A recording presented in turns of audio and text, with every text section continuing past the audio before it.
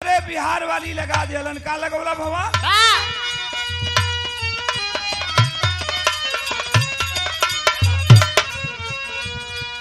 बहुत बहुत धन्यवाद है। मालिक सुखी रखे।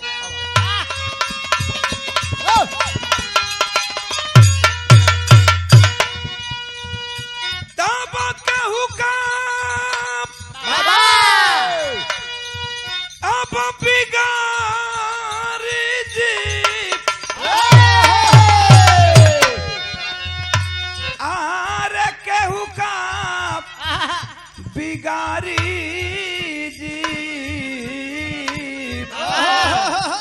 रामुना बिगरिहन जय करी केहू का बिगारी जी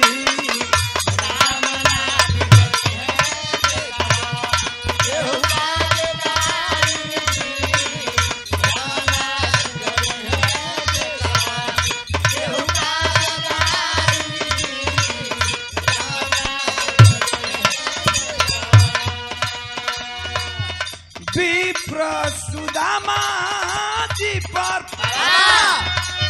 फेरला नजरिया नजरिया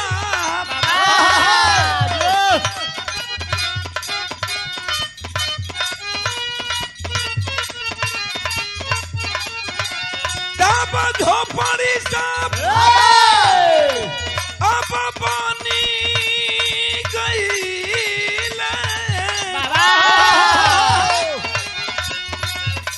झोपड़ी सब आई बन गई आर महला अटारी जी रामुना बिगरिहन जय करी ए भैया दूसर का बिगारी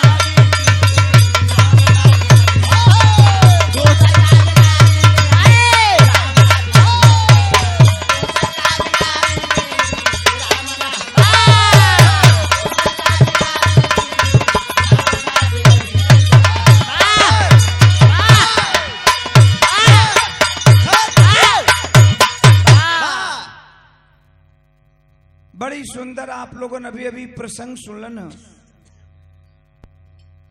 रावण 31 बाण था मरने के लिए 31 बाण रावण लेकर चला गया। अंततोगतमा भगवान ने उस बाण को हासिल किया। 30 बाण मारा, 31वां बाण नाभि में मरले रहलन।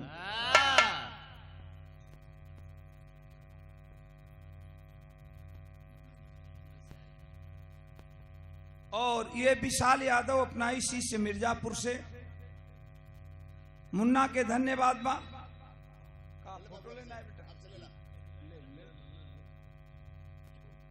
उधर देखो उधर देखो।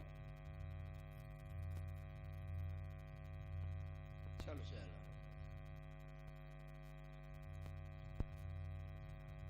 बहुत बहुत धन्यवाद है। विभीषण का बताया भगवान को कि इस तरह रावण मरने वाला नहीं है। लंका की जब जब बात फंसती थी भगवान विभीषण से सलाह लेते थे और विभीषण सारी हकीकत बताता था भगवान को लंका का। उसी के बीच की मैं एक बात बताता हूं, बड़ी छोटी सी गीत है और ध्यान देंगे आप लोग। विभीषण लंका के लिए क्या किया, उसका बेटा क्या किया, आप लोग जरा ध्यान देंगे।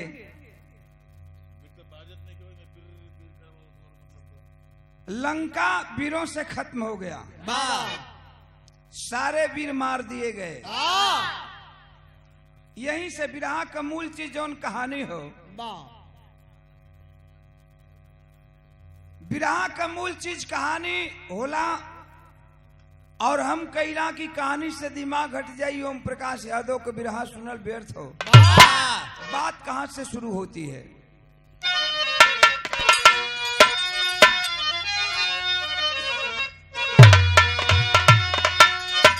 कि अब रावण को हुआ घोर अभिमान,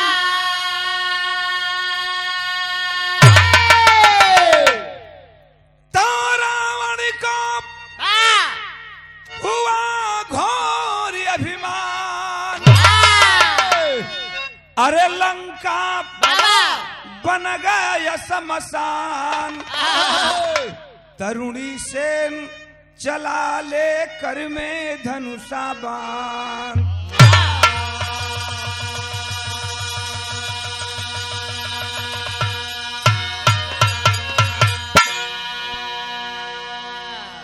मर्यादा पुरुषोत्तम राम के बाणों से लंका श्मशान बन चुका है। सारे वीर मार दिए गए, बचा है कौन? तो रावण।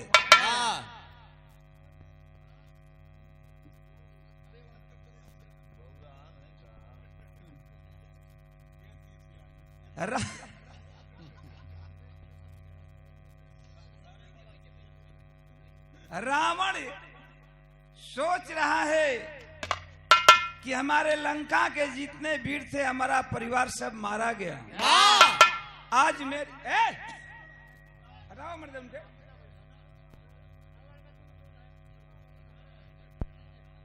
सर समाचार करे आई लो, घरवा का करे लो।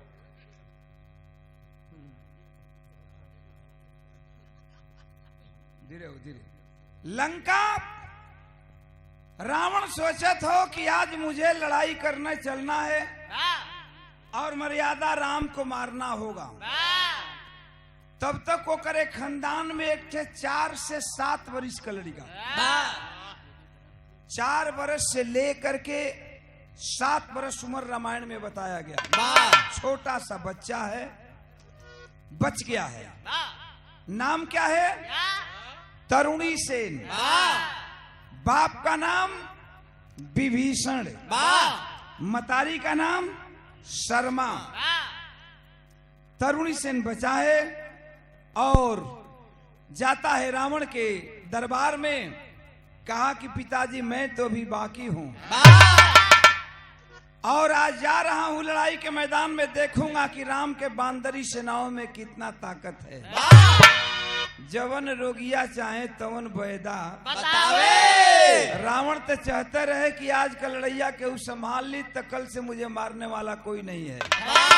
कहा कि विजयी भव। लड़का छोटा सा बालक, धीरे हो मर्दे जाके सूत कर लो भैया, जाके आराम कर लो। इतना लोग कितना प्यार से, कमे लोग हवन बैठल हूँ सुनत हूँ। 100 रुपए का पुरस्कार राहुल कुमार भैया के धन्यवाद बा, मालिक सुखी रखें। तब तनी बात समझ ला। लड़का तरुणी सेन कहलस कि बाबू हम वही जियत हैं। रावण से कहा कि मैं जिंदा हूं, मैं देखूंगा आज जाकर लड़ाई के मैदान में कि राम के बांदरी सेनाओं में कितना ताकत है। रावण ने आशीर्वाद दिया। विभीषण का बेटा तरुणी सेन जो है लड़ाई के मैदान में जाने के लिए तैयार है। रावण से एक बात कहता है, क्या?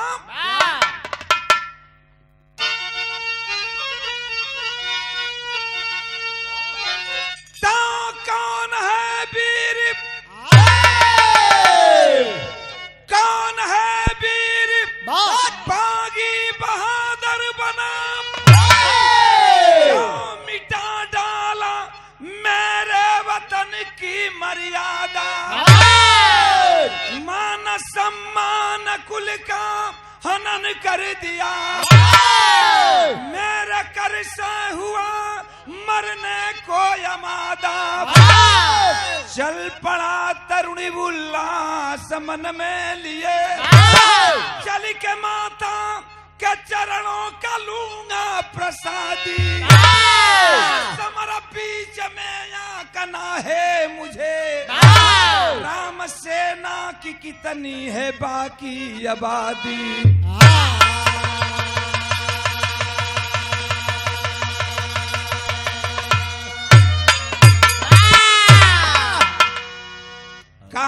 चलकर देखूंगा कि राम के बांदरी सेनाओं में कितना ताकत है। हमार बिरहा का मूल चीज बताई ना, कहानी एकदम बिरहा हमार शीशा जैसन झलके लगी। शीशा में जिस तरह से सूरत दिखाई पड़ता है, साफ साफ सबको समझ में आ जाएगा। छोटा सा तरुणी सन रावण से आशीर्वाद लेकर के छोटा लड़का चला है बाबू। कुछ ही दूर पहुंचा था,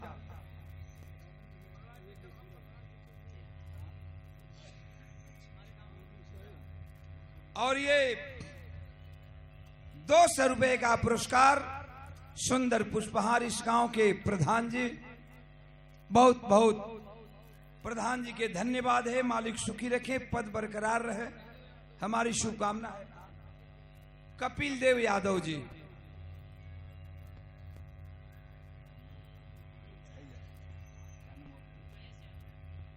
और ये हमारे महेश यादव जी जो कि मास्टर के पद पर कार्यरत हैं, 200 रुपए का पुरस्कार देकर स्वागत किए। मालिक सुखी रखें। और उधर भी स्वागत किए गांव के प्रधान जी, पैसा और माला दे करके प्रधान जी को धन्यवाद है। मालिक सुखी रखें। 51 रुपए का पुरस्कार समर यूट्यूब चैनल विजय यादव जी, धन्यवाद है। सब भाई को बहुत बहुत प्रणाम है। मालिक सुखी रखें। तनी हमार बात समझ ला।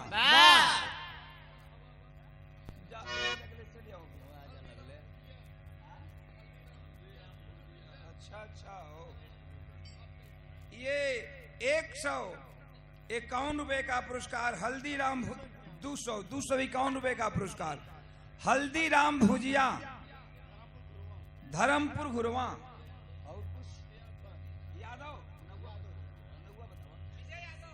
विजय यादव, हल्दीराम भुजिया, मतलब नमकीन बना ला, सवेरे दे दिया, मुंह लेके जा बिहार में। ठीक हो, धन्यवाद है। हल्दीराम भुजिया को शुद्धता की गारंटी है, 100% शुद्धता की गारंटी है। हल्दीराम भुजिया के पूरे परिवार के धन्यवाद बा। मालिक सुखी रखें। तनी हमार बिरहा आप लोगन ध्यान दिहन, वहां पहुंचल बा जहां की तरुणी सेन रावण के दरबार से निकला है छोटा सा लड़का, और चला है लड़ाई के मैदान में। लेकिन मनवा में सोचत हो, मन में सोच रहा है कि तब तक माता पर नजर पड़ी, शर्मा पर। सोचा कि रावण से आशीर्वाद ले लिया, चलकर माँ से भी आशीर्वाद ले लूं। माता के पास जाता है, शर्मा के पास। शर्मा देखती है, कहती है कि बाबू कहाँ जा रहे हो? कहा कि माँ मेरा बाप विभीषण लंका के लिए गद्दारी किया, परिवार के लिए गद्दारी किया, लेकिन मैं गद्दार नहीं कहूंगा, मैं जा रहा हूँ राम को मारने के लिए। है विभीषण का दुल्हन शर्मा, ओ लड़का के मतारी सोचत बे कि जौने भगवान का जिंदगी भर हमन का भक्ति कैली जा, वही भगवान का बेटवा दुश्मन हो गल। लेकिन माँ है, दिल है बेटा के प्रति, नहीं चाहते हुए भी आशीर्वाद देती है। लड़का चला है आशीर्वाद लेकर। मात्र उम्र है 4 वर्ष की, लेकिन जब कुछ दूर जाता है तो सीता जी पर नजर पड़ा। और जब सीता जी पर नजर पड़ल हो, देखा लड़का के 4 वर्ष का लड़का, सोचत हो कि अरे माई से आशीर्वाद ले लिए, रावण से आशीर्वाद ले लिया, तो चल कर जरा सीता जी से भी आशीर्वाद ले लूं। सीता जी के नजदीक जाता है, जा करके चरण छूता है। सीता जी देखती हैं, कहती हैं कि बेटा किसका बेटा है? हाथ जोड़कर बोला कि विभीषण का पुत्र हूँ। बाप का नाम विभीषण, माँ का नाम शर्मा, मेरा नाम तरुणी सेन। सीता जी दोनों हाथ को फैला देती है, कहती है कि मुन्ना तू मेरे भगत का बेटा है, हाँ मेरे गोद में तू बैठ जा। कहा कि माँ मैं गोद में बैठने के लिए नहीं आया हूँ, मैं तुझसे आशीर्वाद लेने के लिए आया हूँ।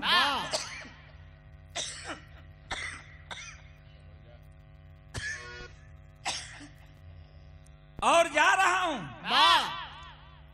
हूँ राम को मारूंगा, देखूंगा कि राम के बाजुओं में कितना ताकत है। सीता जी मुंह तिकवा लगली, सोचत हन कि हई देखा लड़का के हमरे भगवान से लड़े जात हो और हमसे आशीर्वाद मांगत हो, लेकिन हो भगत का बेटा। सीता जी का दिल में दया हो, अपने गर्दन से सुंदर एक ठे माला निकलिन और छोट लड़का के गर्दन में पहना दिहलिन। कहलिन कि जाओ बेटा, मैं भी वचन देती हूँ और जब आशीर्वाद मांगता है तो मैं आशीर्वाद तुझे देती हूँ कि जब तक ये मेरा दिया हुआ माला तेरे गर्दन में रहेगा, धरती का कोई ऐसा वीर नहीं है जो तुमको मार सकता है। बनी गई, भगवान से लड़ाई करे चल दिहलस। छोट 4 वर्ष का लड़का, हाथ में छोटी को धनुष और पीछे तरकस में छोटे छोटे बाण लेके चलल हो, लेकिन गीत गावत जात हो। का कहत बाप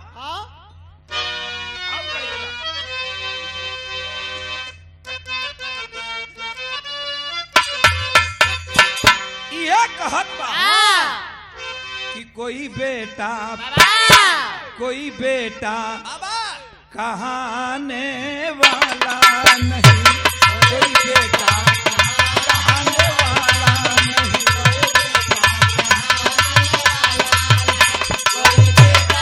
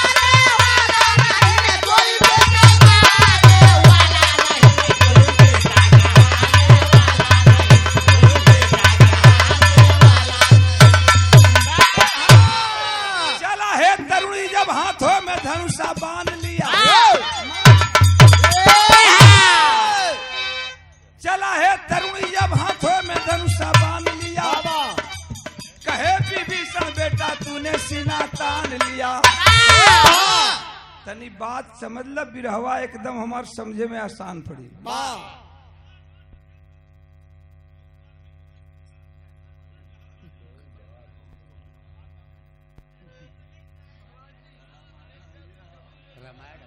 दशहरा है ये, रामायण है ये हो, और मौका का प्रसंग ओर से उठल। रामायण थोड़े रोज लिखाई, जोन तुलसीदास वाल्मीकि जी लिख के गईलन उहे सब गाई। का भैया गलती कहते हैं? रामायण महाभारत कबो पुरान नहीं होती। तनी बात समझ ला, अगर आप सुन ले तो क्षमा करियन, हाथ जोड़ के हम माफी मांगत हैं। हाँ, तो तनी बात समझ ला, इतने बात मिलल विभीषण ओहर से आवत हलन, छोट लड़का तरुणी से लड़ाई के मैदान में जात हो। नजर पड़ल विभीषण के, कहलन कि बाबू कहाँ चल दिए ले? कलश की तू बाप लगबा, तू लंका के साथ गद्दारी कैला, परिवार के साथ गद्दारी कैला, लेकिन हम गद्दार नहीं कहा। मैं जा रहा हूँ, आज देखूंगा कि राम के बाजुओं में कितना ताकत है। चल दिया तरुणी सेन, बतियावत बतियावत होकर बाप विभीषण तरुणी सेन के लग गए और देखलन गर्दन में बड़ा सुंदर माला। पूछ बैठलन, का पूछलन? हाँ, सही बता दे बेटा माला कहाँ पाया है, सही बता दे बेटा माला कहाँ पाया है, पहनकर माला अपने गर्दन को सजाया है। कलन की जो हम मना न कर, लेकिन ए मुन्ना ये माला इतना सुंदर कहाँ से पौले? लड़का के स्वभाव होसे लगल कलश के बाबू ई बाजार का 10 पैसिया खरीदल माला नहीं हो। कलन विभीषण की तब कलश की सीता जी का देन बा और उनकर वरदान हो कि जब तक हमरे गर्दन में ही माला रही धरती के केहू वीर मरबे न करी। विभीषण सोचे लगन की हद हो गई, सोचे लगलन की हद हो गल। अरे जवनी सीता खाती हमार भगवान दर दर के ठोकर खैलन, पेड़ से पौधा से रोवे और पूछे हे खगवृंद है मधुकर श्रेणी, हे खगवृंद है मधुकर श्रेणी, तुम देखी सीता मृगनयनी, क्या तुम लोग मेरी सीता को देखे हो? और वह सीता जी भगवान का दुश्मन का वरदान दे दी। विभीषण परिवार के साथ गद्दारी किया था, अपने वतन के साथ गद्दारी किया, आज बाप होकर के बेटा के साथ भी गद्दारी कर रहा है। कलन की है बेटा तई मलवा तू हमके दे दे। लड़का कलश की तरुणी सेन की मतलब, कलन की मतलब ये हो कि अगर तुम माला हमें दे दोगे तो सीता जी वरदान दे चुकी हैं कि ये माला जब तक गर्दन में सुरक्षित रहेगा तब तक तुमको मारने वाला कोई नहीं है। तो बेटा लड़ाई का मैदान है, कहीं झटका लड़ाई में लगेगा, माला चट दे टूट जाई या पट दे तू महाराज जीवे। फट दे भीतर हो जीवा, फट दे भीतर हो जीवा ई के लिखले रहल तुलसीदास बारे तुलसीदास के साड़ू भाई। ई ऊपरे ले करिया ना भीतरो ले करिया। तनी बात समझ ला ए बाबू। आखिरकार वो लड़का हंसता हुआ तरुणी सेन बाप चाल कर रहा है, समझ रहा है 4 बरस का लड़का कि मेरे पिताजी मेरे साथ ही गद्दारी कर रहा है, लेकिन आज्ञाकारी पुत्र इनकार कैसे करे। हंसता हुआ गर्दन से माला निकाला है। कलन विभीषण की दे गर्दनिया हमके मलबा दे देवे तो हम पकीटवा में रख ले, अनाई माला टूटी न तू मरेबे। समझ गया छोटा सा लड़का कि मेरा बाप मेरे ही साथ गद्दारी कर रहा है, लेकिन आज्ञाकारी पुत्र था, कैसे इनकार करे। गर्दन से हंसता हुआ माला निकाला है, सीता जी का दिया हुआ थाती और विभीषण के हाथों में रख देता है। चल दिया लड़ाई के मैदान में। जा करके लड़ाई के मैदान में खड़ा होता है। एक तरफ मर्यादा पुरुषोत्तम राम अपनी बांदरी सेना लेकर खड़े हैं, एक तरफ 4 बरस का छोटा सा लड़का लड़ाई के मैदान में जाकर खड़ा हुआ, हाथ में छोटी गो धनुष और तरकस में छोटे छोटे बाण, लेकिन ललकारत बा। भगवान के ललकार के कहले बा, का कहले बा कि रावण की बगिया लूट गई, रावण की बगिया लूट गई, अरे कोई दिया जलाने वाला नहीं रे कोई से।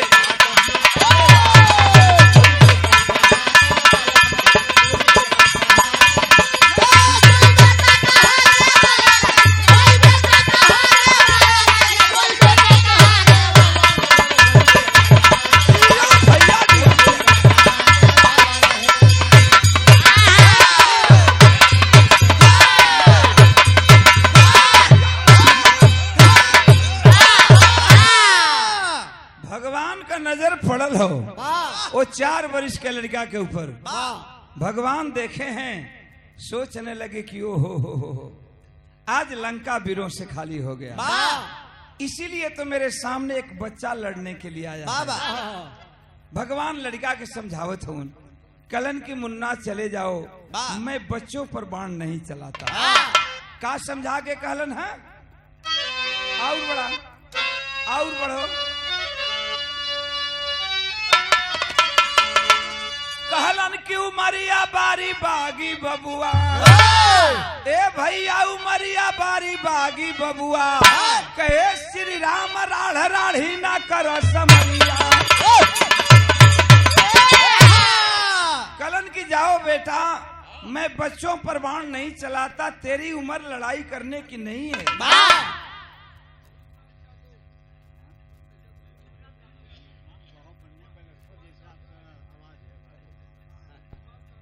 ए 111 रुपए का पुरस्कार भाई हमरे नाम राशि रूपनाथ यादव, और रूपनाथ भाई के बहुत बहुत धन्यवाद बा। मालिक सुखी रखे। सब भाई लोगन के नमस्कार प्रणाम हो। भैया भैया भैया तो तनी हमारे ध्यान रहे बिरहा पर। लड़का के कहला ना भगवान समझावत हो कि बेटा जाओ, ये लड़ाई करने की उम्र नहीं है, ये उम्र खेलने खाने की है, माँ के आंचल में सो करके दूध पीने की है। जाओ बेटा, मैं बच्चों पर बाण नहीं चलाता। इतने तबतिया भगवान कहबे कैलन की जीव का काल हो गल। ललकार कर तब तरुणी बोला, अरे ललकार कर तब तरुणी बोला, क्या समझ रखा है मुझको तू? पानी है तो आ गया, आज बता दूं कि कैसा मैं हूँ। कलश किए भगवान तुम्हारी यहाँ प्रवचन सुने नहीं आई है, मरबा की मारी बोला धनुष पर बाण रख के कलश की चलाइबा पहले कि हम चलाई। ललकार को जब भगवान सुने, ललकार को जब भगवान सुने, हाथों में धनुषा बांध लिया। अरे लड़का है तो क्या दुश्मन है, धनुषा पर बाण चढ़ाए लिए। सोच गए कि लड़का है तो क्या दुश्मन है, और लड़ाई के मैदान में ललकारता है तो मारना मेरा फर्ज है। लेकिन लगवे विभीषण खड़ा हूँ, एको बेर ना कहते हो कि प्रभु हमार बेटवा हो। अब विभीषण से भगवान बतावत हो उनका कहलन मालिक।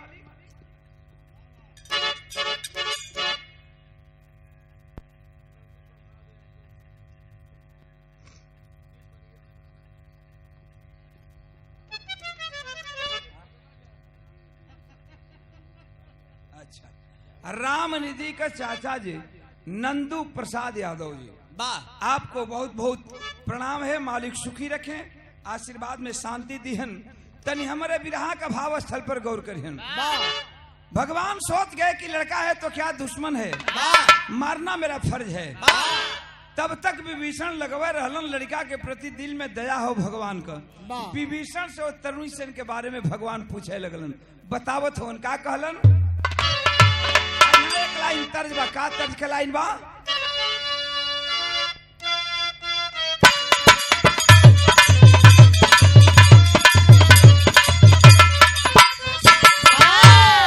उहे तरज बा की आई हो दादा, अरे आई हो दादा, कैसन पियवा के चोरी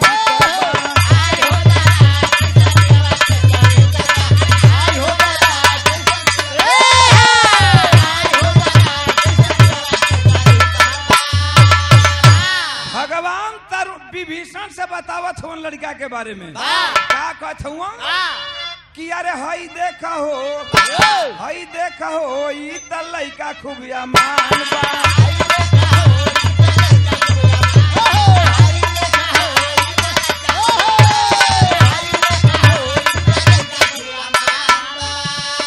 छोटिए गोपा लेकिन करता तूफान बा, छोटिए गोपा लेकिन करता तूफान।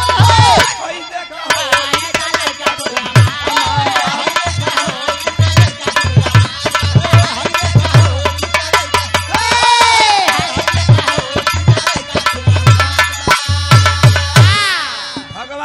बतावत हो विभीषण के कि लड़का बड़ा खरखुनी हो, लड़का बड़ा तूफान न धले हो। तब तक वो लड़कवा बोल पड़ल। का बोल पड़ल बाबू?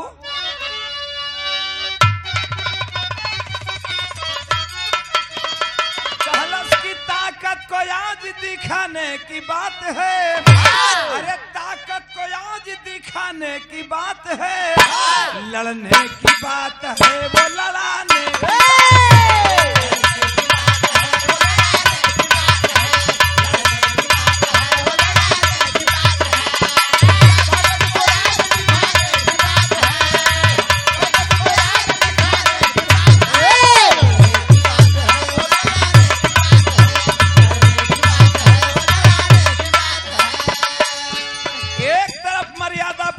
राम धनुष पर मार रख करके खड़े हैं, मारे कि न चलाई कि न चलाई, चलाई कि न चलाई। तब तक वो छोट लड़का कैलस का बाबू कि देखते देखते दिहला सब बनवा चलाई।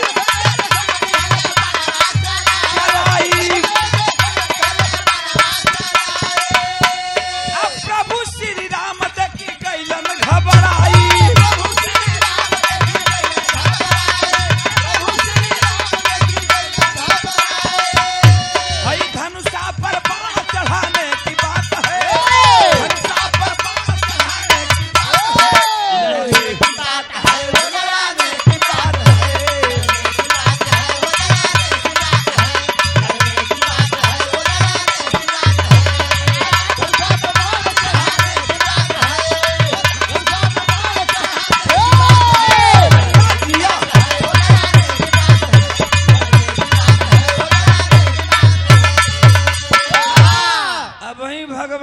सोचत हुआ कि मारी कि न मारी, मारी कि न मारी। वाह पहले छोट लड़का धनुष पर बाण चढ़ाए के मरला सचाक से वाह भगवान तिल मिला गए। बाबा एक तरफ मर्यादा पुरुषोत्तम राम, एक तरफ छोटा सा बालक 4 वर्ष का तरुणी से लड़ाई आर पार की छिड़ गई। वो समय कवि जी तनवीर चढ़ा जलन बढ़ गया।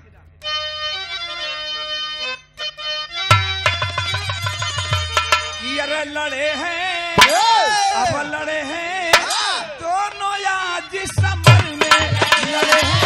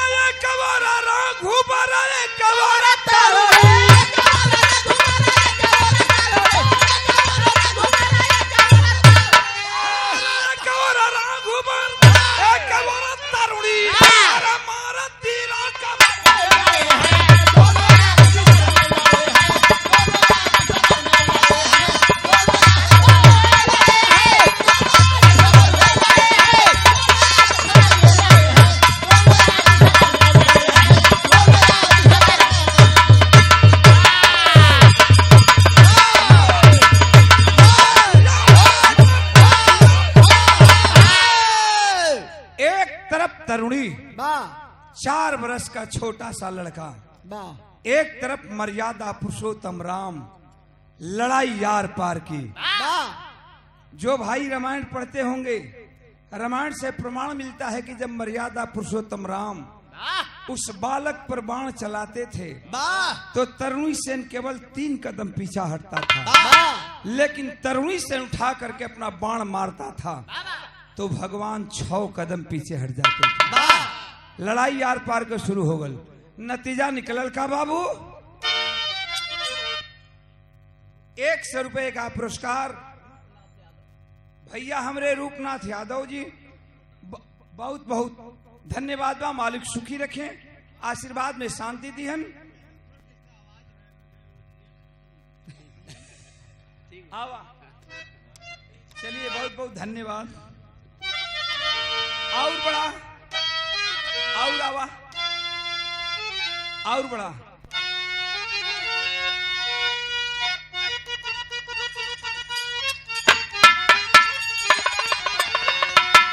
यही से हम कहिला का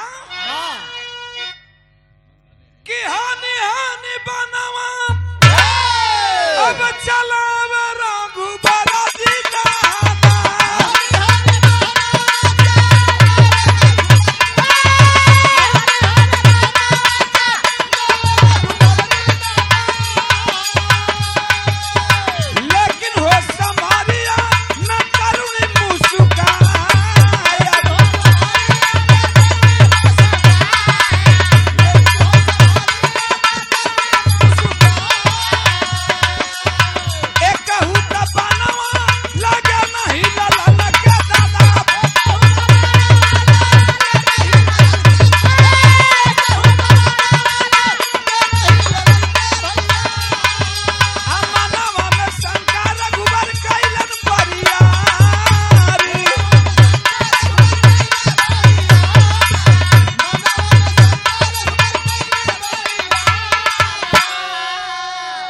भगवान बाण मारे लेकिन तरुणी के नजदीक बाण जाते जाते फिर जा करके वापस चलाता था।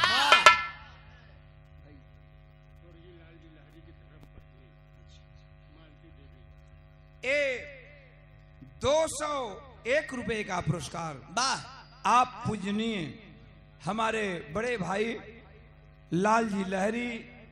ये धरती जो है, मैं जब भी इलाहाबाद प्रयाग में आता हूं तो कहता हूं कि ये धरती कलाकारों की है, साहित्यकारों की है, वीरों की है। जहां पर बिरहा जगत में लाल जी लहरी, हैदर अली और कैलाश दादा, राम कैलाश दादा, राम आधार दादा, इन लोगों को मैंने देखा था अपनी आंखों से। जब हैदर भाई से प्रोग्राम होता था यहाँ चाहे बॉम्बे मलाड के रामलीला मैदान में, तो कभी कभी रामाधार जी बनारस में जाते थे। बहुत बहुत सच सच में नमन करता हूँ। कलाकारों की धरती है। लाल जी भैया से कभी कभी गाना होके इनके घर तक भी हम जाते थे, उधर नहीं मानते थे, घर तक लेते चले जाते थे। आज इस दुनिया में नहीं है, लेकिन विराह जगत में एक मिसाल छोड़ गए। उन्हीं की धर्म पत्नी मालती देवी 201 रुपया पुरस्कार दे करके हमें हौसला बुलंद किया। मैं आपको प्रणाम करता हूं और मालिक से प्रार्थना करूंगा कि हे मालिक, वो आत्मा जहां कहीं भी हो स्वर्ग में ऊंचा स्थान मिले। साहित्यकारों के लिए, साहित्यकारों की ये प्रयागराज की धरती है।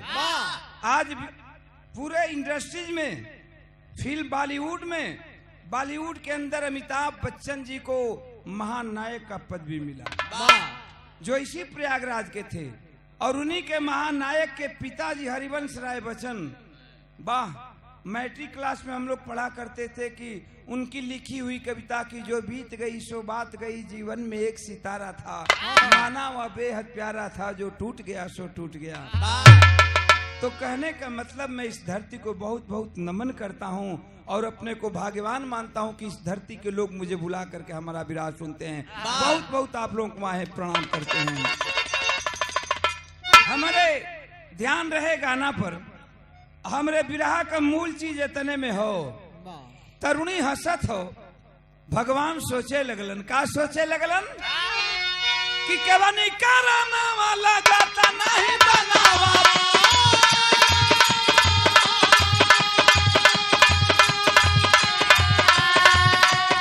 सोचत हूँ कि बड़े बड़े बीरावन के हम संभालानी।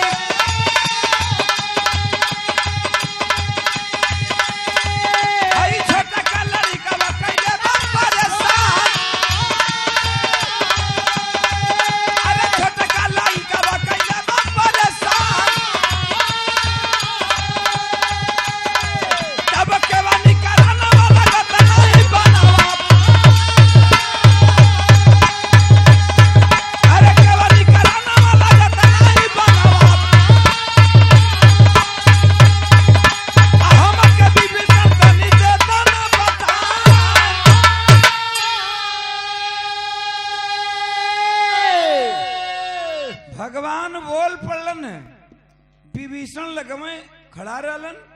कलन की विभीषण बात क्या है? बात क्या है? मैं बड़े बड़े वीरों का संहार कर दिया, लंका को श्मशान बना दिया। आज मुझसे एक छोटा सा लड़का नहीं मारा जा रहा है। विभीषण मुड़िया निचवे कई के कलन की मरइबो न करी,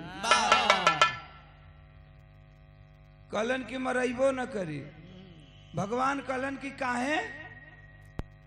कलन हाथ जोड़ के विभीषण की, हे प्रभु, जवनी लड़कवा के आप मारत हूं, जवनी लड़कवा के आप मारत हूं, उ लड़कवा का रोम रोम में राम बसत हो। आपका बाण लड़का के लगे जात हो, सीटी न रहे यार, आपका बाण लड़का के लगे जात हो, लेकिन नजदीक जा करके जब राम देखता है उसके रोए के अंदर, तो आपका बाण वापस लौट कर चला आता है। रामे राम के कैसे मरी हम? राम राम के नाम मार सकत हूं। हाथ जोड़ के भगवान विभीषण से बोले कि विभीषण, जब जब लंका की बात कोई फंसी है तो मैं तेरा सहारा लिया हूं, कोई उपाय बता, लड़का फिर कैसे मराएगा? वाह रे बाप, विभीषण कहलन की वो उपाय हो, लड़का मरा जाए। एक बाप अपने बेटे की दुश्मन को बेटे की पूरी मौत की जानकारी को दे दिया। ऐसनो बाप दुनिया में रहलन। विभीषण बता दिहलन। का कहलन? सीटी न रहे मालिक, साउंड वाला भाई, सीटी न रहे, बोलत है तो सीटी आवत हो, तनी कमे रखी तो बहुत ज्यादा भीड़ ना हो। भैया भैया, ए बाबू, उनके पते ना हो कि क्यों ना से सीटी जाते, तनी बात समझ ला। भगवान का बतौलन है विभीषण, का बतौलन है? कहलन कि ऐसन बाला मारा भगवान तरुणी चाला चुपारा।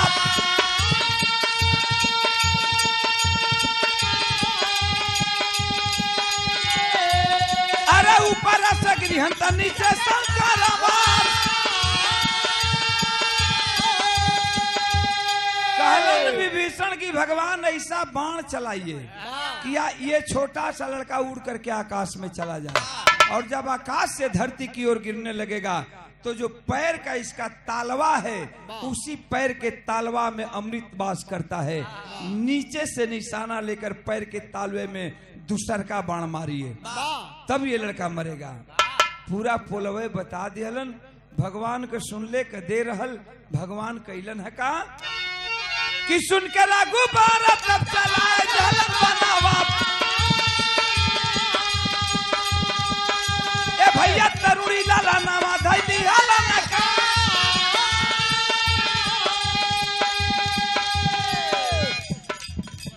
ऊपर से धीरे धीरे नीचे आवे लगलनी। अरे नीचे से निशाना लेकर रखबर गइलन पार।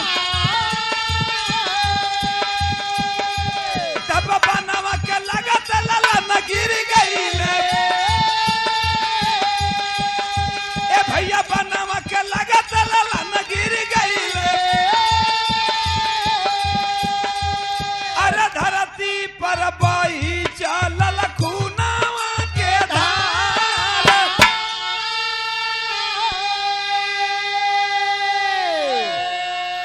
बारे भगवान तेरी भी लीला गजब है।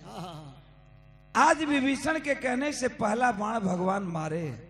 लड़का आकाश में उड़ गया। जब ऊपर से धीरे धीरे नीचे गिरने लगा तो भगवान बैठ गए और बैठ करके घुटने का ठेवने का सहारा ले करके दूसरा बाण बच्चा के तालवा में मारते हैं। जहाँ के तालवा में जब वही बाण लगल बाण हचाक से बाण भगवान मरलन। तालवा में छोट लड़का के जाके बाण धसल। एक बार आवाज दिया कि हाय राम हाय राम। खून की धार बह चली बाबू। धरती पर गिर पड़ा लेकिन मुंह से आवाज आ रही है कि हाय राम हाय राम। बाप अपनी आंखों के सामने अपने बेटा को देख रहा है। मेरा बेटा तड़प रहा है, मौत के लिए इंतजार कर रहा है। कौन बाप हुई जौन बर्दाश्त करी।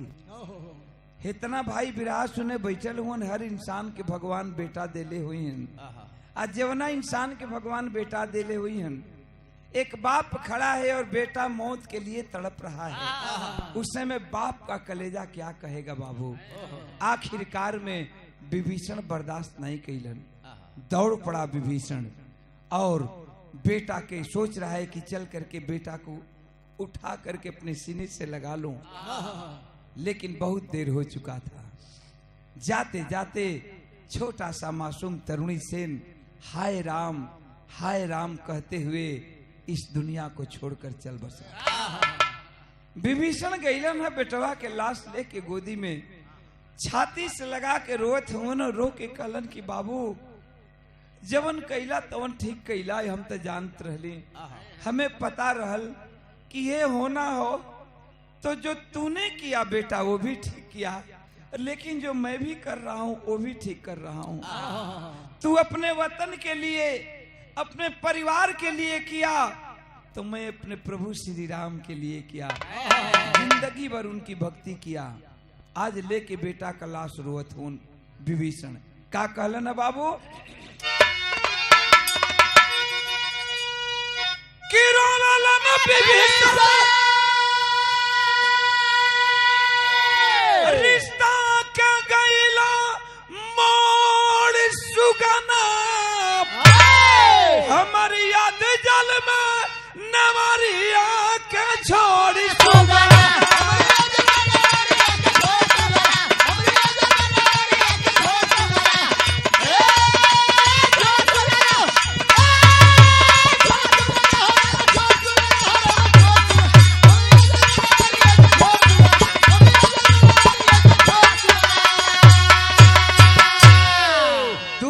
हमार बिरहा हो और इतने में बिरहा का पूरा निचोड़ हो।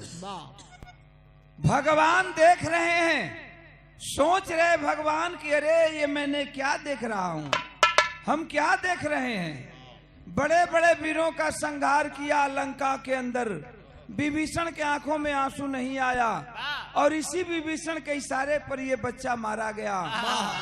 बच्चा की लाश लेकर रो रहा है, बात क्या है। भगवान दौड़ पड़े, जाकर बोल पड़े कि विभीषण क्या बात है।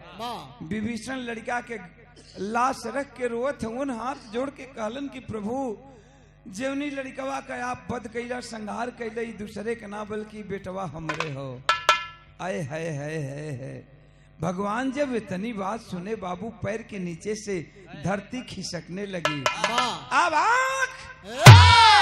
आँख हो गया और सोचने लगे कि ये मैंने क्या कर दिया। बोल पड़े भगवान के अरे विभीषण तूने ये क्या करवा दिया।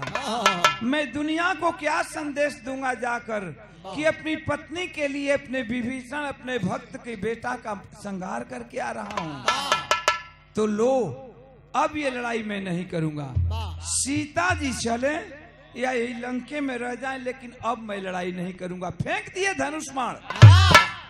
जब धनुष बाण फेंकलन भगवान, फेंकलन धनुष बाण भगवान, विभीषण दौड़ के जाके धनुष बाण उठौलन है आ कहलन हाथ जोड़ के कि प्रभु अगर लड़ाई ना करब त काई हमर बेटवा जी जात, हमर बेटवा तो मर गए, लेकिन एक काम कह दा प्रभु न तो दुनिया तो पर थुकी, दुनिया तो से सवाल करी।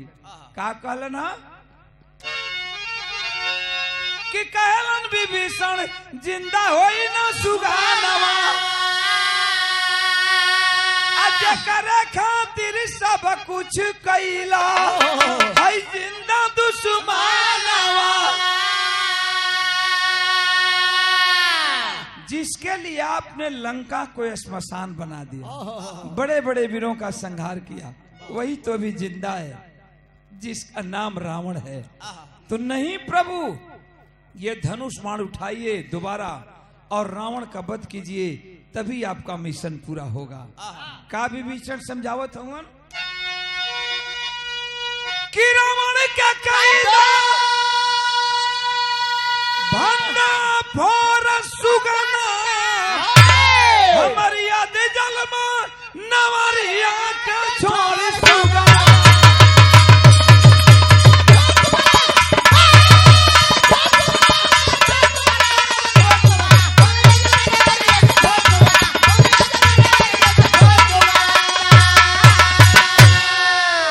वही विभीषण के कहने से मर्यादा पुरुषोत्तम राम दोबारा धनुष बाण उठाए, रावण का वध किए, विभीषण को राज तिलक दे करके लंका का राजा बना करके अपनी बांदरी सेनाओं के साथ छोटा अनुज और सीता को लेकर के अवध के नगरी को प्रस्थान कर गए।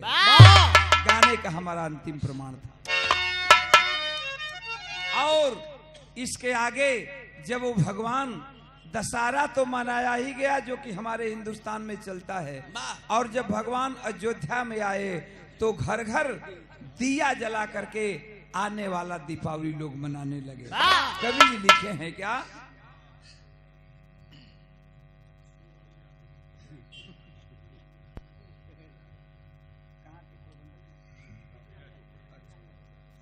और 201 रुपए का पुरस्कार सुंदर पुष्पहार दे करके आप हौसला बुलंद किए। कमेटी के प्रबंधक रामलीला कमेटी के प्रबंधक हैं शिव बाबू यादव, हमारे रामनिधि का चाचा श्री हैं, अंकल जी हैं। बहुत बहुत आपको धन्यवाद है, मालिक सुखी रखें। सब भैया लोगन के नमस्कार प्रणाम। ई ठीक लागल है भैया, बिरहा ठीक लगल है। तो गवैया का अब जे सुनले हुई ओकरा ना निक लगत हुई, तेकरा खातिर हम का करी। कल रोज ये प्रोग्राम रोज काम ही है बा।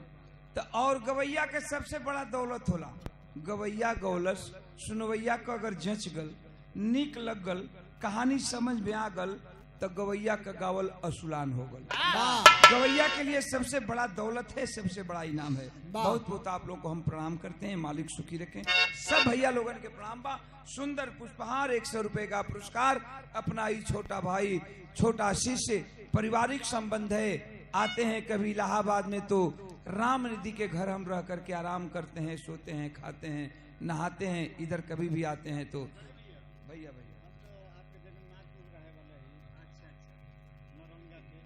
नौरंगा जगन्नाथपुर, अच्छा। अरूपनाथ यादव भाई हमारे हैं और 121 रुपया दे करके पुनः पुरस्कार स्वागत किए और बड़ा चहेता है। और रंगनाथपुर के रूपनाथ रहने वाले भाई को धन्यवाद है। सब यहीं के, चलिए, अच्छा अच्छा, भैया को, रूपनाथ भाई को बहुत बहुत धन्यवाद है। सब भैया लोगों के नमस्कार प्रणाम। आवा जय जखाड़ गुरुजत, जय जखाड़ स्वामी गुरुजद्दू, जय जखाड़ गुरु स्वामी जी के ओम प्रकाश फुलवारी।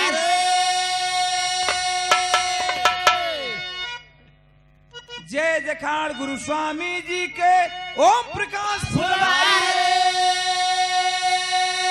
अनुज लाल संगमा मितवा और नंद बिहारी।